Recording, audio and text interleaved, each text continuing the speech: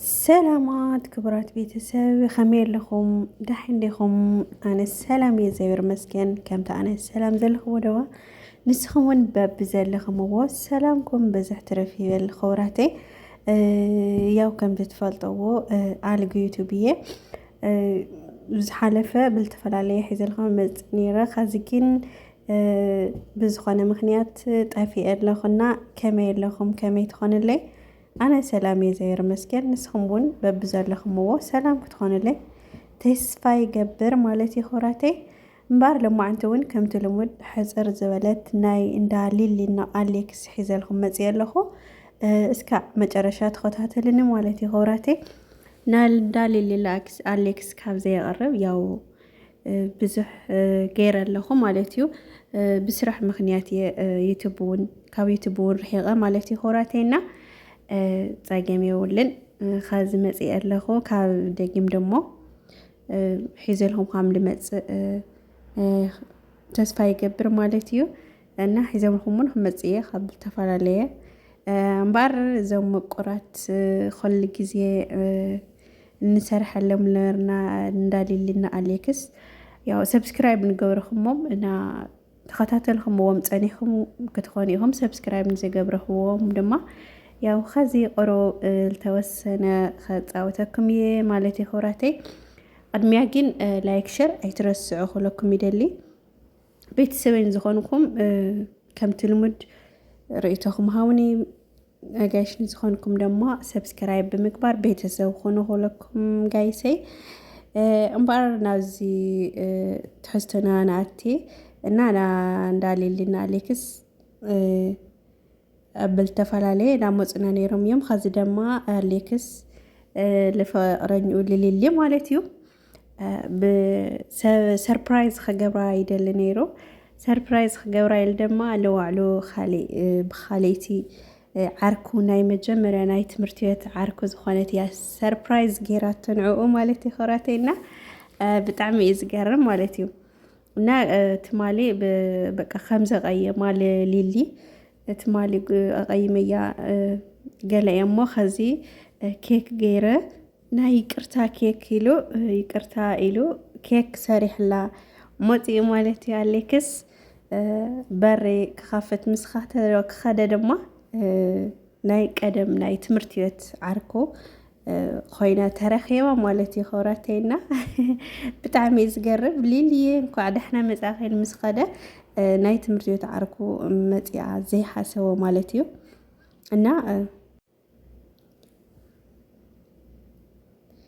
እና ጋይሴ ሰርፕራይዝ ኮይኑ ንዋዕሉ ማለቲና ብዝኾነ ደስታ ተሰሚዕዎ ያው መሓዘኻ ወዲ ክላስኻ ተግንየት ኣለኻ ያው ከም ወድናኻ ዓርክኻ ስለለኾነ ብጣዕሚ ኢኻ ትነፍቆ ብሓቂ ኣነ ደቂ ክላሴ ብጣዕሚ እየ ዝፈቲ ደቂ ክላሴ በቃ ከም ኣሕዋተይ ካብ ኣሕዋተይ ዝተፈለኹ ይመሲል ዝስምዐንና ደቂ ክላስኻ ሃምሓውካ ኢኻ ትሪኦ በእውነት ዓርክኻ ሓውኻ መሲል ስለዝስምዐካ እና ብኸምኡ ምክንያት ያው አሌክስ እውን ደንጊጹ ገላ ከመይ ይኽእሉ ሰላም ኢሉ ያው ንገዝኡ ኣትይዋ ማለት እዩ لسبيتي زحاسه هو سربرايز ያው አጋጣሚ ስኸመጽ ይኽእሉ ንገዝኡ ኣትይዋ ሌሊ አጋጣሚ ኣይነበረትን ኸውራቴ ኣብዚ አጋጣሚ ነበረት ኢላ ኻሊ ቦታ ኸይዳ ነይራና በይኑ አሌክስ ተቀቢልዋና በቃ ጽቡቕ እናተጻወቱ ዘሕለፍዎ ና አሌክስ ጸባዩ ከመይ ከም ዝኾነ ናይ ቀደም መቸም ዘሕለፍካዮ ተስታውሶት ኣለኻ ብጣዕሚ ደስ ዝለከና ናይ እስካዕ ንሽቶን ሃለው ብሓደም ተማሂሮም እና ጽቡቕ ጣልዓያ ከመይ ከም ዝኾነ ጸባዩ ገለውላ ነገራት ማለት እዩ አሌክስ እውን ከም ቀደሙ ኸራይ እንኳን ተዘነበረ ግን ጠባየኛ ከም ዝነበረ ነጊራትና ማለት እዩ ጋይስ እና ደስ በሃሊ አሌክስ ማለት ንሰውየቱ ዘኽበር ጽቡቕ መርአያ ኮይኑ ዝርአ ሓደ ወዲ ተባዕታይ እዩ ሕና እውን ብጣዕሚ ኢና ነኽብሮ ሰበይቱ ስለለኽብር ሰበይቱ ኣድኡ ስለለኽብር ያው ንዋዕሉ እውን ይኸብር ይነኸራቴ ሕና እውን ያው ፀባይኛ ከም ዝኾነ መኽበረ ዲኡ መኽበረ ሰበይቱ ከም ዝኾነ ንፈልጦ ኢና ማለት ኢና ፀባይ እውን ንሪኦ ኢና ብጣዕሚ ፀባይኛ እዩ ሆራተይ ካብኡ ብከምዚ ብምዕላል ብጣዕሚ ላዕለሉ እናሃለዉ ኣብ መንጎኡ ሊሊ መፂኣቶም ማለት እዩ ሆራተይ ንዕለሉ እናሃለዩ ሊሊ መፂኣ ኣብ መንጎኡ ማለት ኢና መቸም ትፈልጥና ኢኹም ደቂ ኣንስትዮ ምስ ሰብኣይኻ ምስ ዘይትፈልጣ ጓል ትራኸብ ተሎ ብጣዕሚ ኢኻ ትናደድ ማለት ኢና ያው ሓቲታቶ ተደናጊፃ ሊሊ እውን ብጣዕሚ እያ ተደናጊፃ ሆራተይና ብጣዕሚ ተደናጊፃ ካብኡ መን እያ ገለ ኢላ ሰላም እንኳን ኣይበለታን ማለት እዩ ሰላም ንባዕሉ ኣይበለታን መን ምዃና ስለ ዘይፈለጠታ ሰላም ንባዕሉ እውን ኣይበለታይ ሆራተይና እዚ እንደ ጌጋ ድዩ ሓቂ ኣነ እኳ ሰላም ተትብላ እየ ክብል ይደሊ ግን ያው ምንም ክግበር ኣይከኣሊ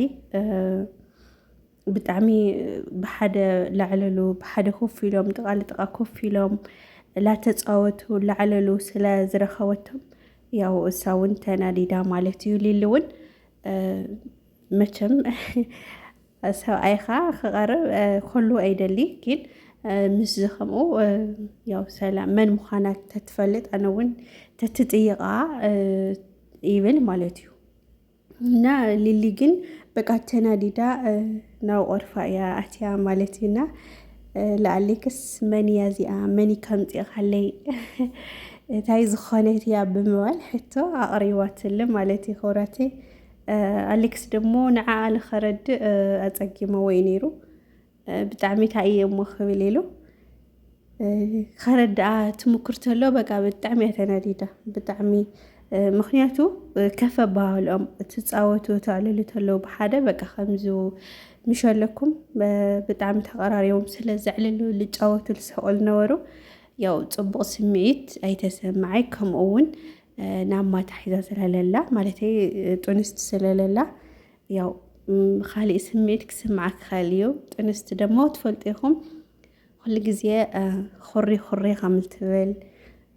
ምክንያቱ ከም ትብል ማለት እዩ ፀባያ ካብቲ ነበራ ፀባይ ካሊእ ፀባይ ክተምፅእ ስለትኽእል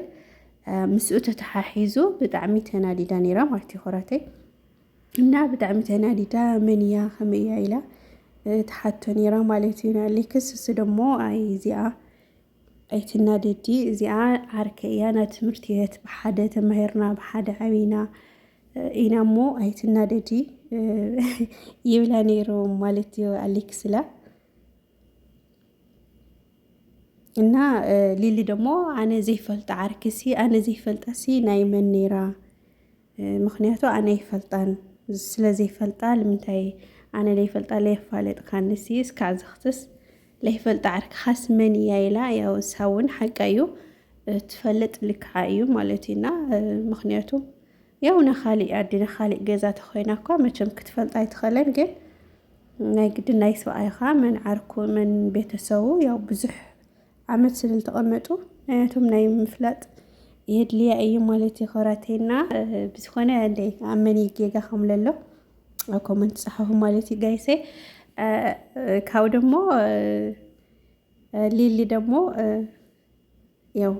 ብጣዕሚ ተናዲዳ ስለዝነበረት ሰላም በልያ በቃ ምስ በላ ያው ዳሕራይ ተረጋጊዓ ማለት እዩ ሆራተይ ኣሌክስ እውን ኣረጋጊዕዋ ድሓር በቃ ይቅርታ በልያ ገለ ሰላም በልያ ገለ ኢልዋ ያው ኣብ ዝቕፅል ዝርዝሮ ንርኢ ኢና ማለት እዩ ከመይ እያ ትብላ ሰላም ድያ ትብላ መን ኢኸ ድያ ትብላ ዝረኣነ እኳ ሰላም ከም ትብላ ያው ተስፋ ይገብር ማለት እዩ ከምል ትብላ ድማ እርግጠኛ እየ ምክንያቱ ዓርኪ መሓዛኻ ናይ ትምህርቲ ቤት መሓዛኻ ተኾይኑ ያው ፀግመ የውሊ ብሓደ ልዓበኻ ተኾይኑ ምንም ይኾነ ሰላም ተበለታ ተተፋለጣ እውን እና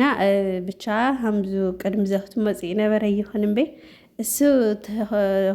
ከይኾን ኢልና ብጣዕሚ ኢና ተደናጊፅና ማለት እዩ ንላዕሊ ብጣዕሚ እስካዕ መጨረሻ ተርእየዮ ከምኡ ዓይነት ንኸይኾን ፈሪሐ ነይረ ግን ከምኡ ይኾነን ናይ ትምህርቲ ቤት ዓርኩ እያ ማለት እዩ ሆራተይና ቀጻሊ ቪድዮ ዝሮ ሒዞምና ክመፁ እዮም ኣብዚኦም ኣቋሪፀምዎ ሒዞም ምስ መፁ ደሞ ኣነ እውን ሒዘልኩም ክመፅ እየ ማለት እዩ ሆራተይ ብዝቕፅል ሒዘልኩም ክመፅ እየና ያው ንስኻትኩም እውን ሰናይ ፃንሒት ክብለኩም ይደሊ ዝተረፈ ንሊሊና ለኣሌክስ ፅቡቅ ነገር ንምነየሎም ንሊሊላ ያው ብሰላም ንኽትገላገል ያው ጥኑስቲ ስለለላ ሰላም መብርሃን ብሰላም ክትገላገላ ተስፋ ንገብር ማለት እዩ ንኹሎም በቃ ሰላም ንምነየሎም ያው ብፅቡቃት ቪድዮታት እዮም ይመፁና ኣለዉ ኸዚ ከምቲ ናይ ቀደም ባእሲ ገለ ይኾነ ናይ ኸዚ ያው ምስ ማዘሮም ኮይኖም ምስ ኣረክቶም ምስ ኣሕዋቶም ኮይኖም ዝተፈላለየ መስሓቂ ነገራት ሒዞምና ንመፅእ ኣለዉ ያው ከምኡ ገይሮም ንክቕፅሉ ሕና እውን ተስፋ ንገብር ማለት እዩ ኩሉ ግዜ ዛና ኸዚ በተለይ ቅረብ ኢላትና ነይረ በቃ ከምዚ ቅድሚ ዘኽቲ ሰበይቲ ገለ ሓርቂ ሒዙ ስለዝነበረ ከምኡ ንኸይኾን ብጣዕሚ እንትን ኢልና ነርና ማለት እዩ ሆራተይ ኸዚ ደሞ ያው ፅቡቅ ነገር እዩ ማለት እዩ ንዓርኩና ትምህርቲ ቤት ስለዝኾነት ምንም ዘፀግም ይኾነ ሰብስክራይብ እውን ገበርዋ ኢሉ ኣብ ሊንክ ኣቕሚጥላ ማለት እዩ ያው እትፈትዎ ተብሎ ተኮይንካ ትሕግዞ እውን ልክዕ እዩ ማለት እዩና ያው እዚ ይመስል ነይሩ ጋይሰይ ኣብ ዝቕፅል ሒዘልኩም ክመፅ እየ እና እስካብ ሽዑ ሰላም ኩኑ ክብለኩም ይደሊ ላይክ ሸር ሰብስክራይብ ደሞ ኣይትረስዑ ላይክ ናብ ኩሉ ንኽበፅሕ ላይክ ብጣዕሚ ኣድላይ ኢና ኸውራተይ ናብ ኩሉ ንኽበፅሕ ላይክ ብምግባር ሸር ብምግባር ከምኡ እውን ርእይቶ ዝተፈላለየ ርእይቶ ብምግባር ያው ጌጋ ተልዩ እውን ርእይቶ ብምፅሓፍ ተሓዋወርኒ ማለት እዩ ኸውራተይና ብዝተረፈ ሰሰናይ ንዓኹም ሰላም ቻው ክብለኩም